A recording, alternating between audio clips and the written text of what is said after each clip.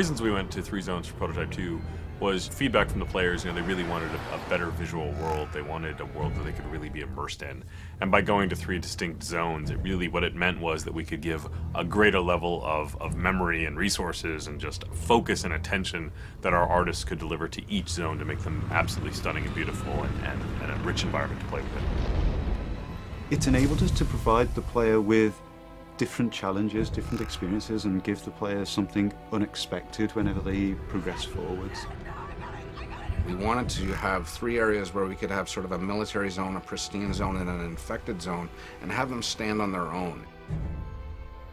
We really set out to have each zone have a very distinct emotion as you play through them, a different look and feel. When you go to the green zone, we wanted to make sure that you felt that the military was very much there, keeping the city streets safe and making the infection stay at bay. So you get a greater military population, you get less destroyed buildings, less papered over buildings. You really, they tried to make it look pretty and nice. Our responsibility is sell the story, sell the mood and the feel of the location. So you will see lots of guys sitting on the sidewalks, leaning against the buildings, kind of hiding.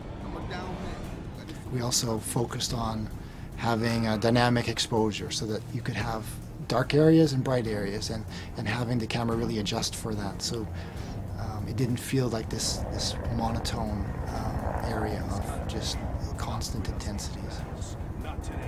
A lot of the threat that you find in the green zone is slightly more insidious. It's kind of hidden away.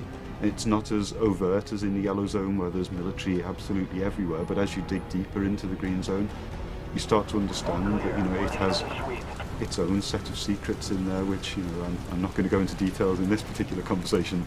The yellow and the green zone represent sort of the progression to the red zone. The green zone starts out as a living normal civilization where people are still going about their daily work.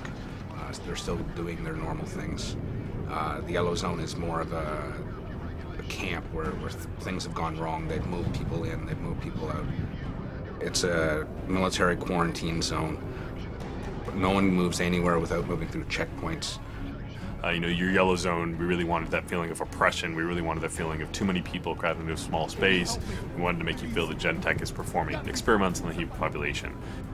With the yellow zone having kind of expanded in such a way that the shanty towns are spilling out into the streets, what you tend to find at ground level at least, it's a much more enclosed gameplay space and a much more dense gameplay space, which means that if you get into a fight, it changes your tactical options. So it's just asking different things of the player and requiring them to approach situations in a different way. The checkpoints are far more important. The places where the military lineup meets the protesters is a far more interesting space than just a space that's completely filled with military or a place that's completely filled with infected. So as you go through each zone, you really will feel, this is the heart of darkness. This is sort of the safe zone. And this is kind of the, overcrowded, too many people. And even the people within that, the general population, you'll feel what those people are feeling. When you get to the green zone, you've got people milling about much more naturally. And then when you get to the red zone, you're going to be hard-pressed to find just Joe civilian. You're going to find a lot of infected. You're going to find a lot of people worried for their life. So the zones are actually unlocked in a linear sequence as you go through the game. You'll start out in the yellow zone, and then through the course of events you get dragged on into the next zone and then the zone after. But once you've unlocked any given zone, you're free to travel between them at will to complete any of the side missions or other content that you may not have finished there, or things that you want to go back to try and to improve your performance at, etc. Prototype 2 is still very much a completely open world game where you have total flexibility to go wherever you want and do whatever you want whenever you want.